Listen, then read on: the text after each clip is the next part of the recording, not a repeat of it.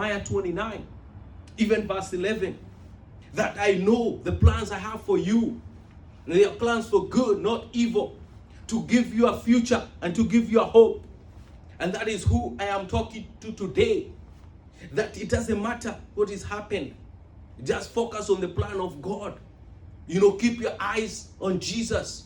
Keep your eyes on the prize. Because God, He has a better plan for you.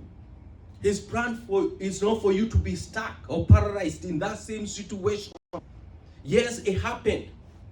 But you know what they say in my language, that when the water, is poured, it cannot be corrected. In other words, they say, maji yakimwagika hayazoreki. So what am I saying to you now? Because the situation happened. Yes, it happened. Mephibosheth was dropped. There's nothing we can do about that. We just have to move on. I am speaking to somebody. It is time for you to move on.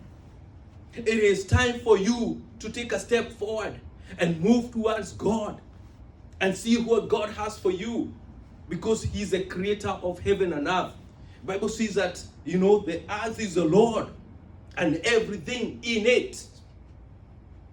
So it doesn't matter what you are asking from God.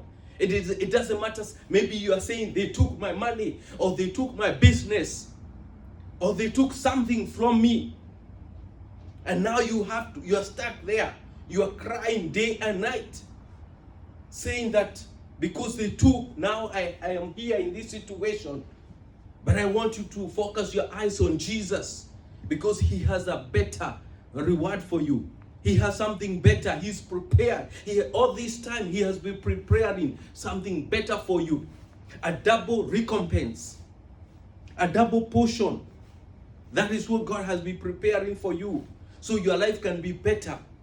He changed the life of Mephibosheth to something way much better.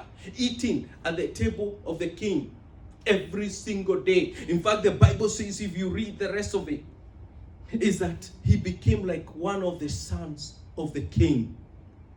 Between him and the sons of the king, there was no difference. God is calling you to be one of the children of God. There are those God is calling so that you can be a child of God.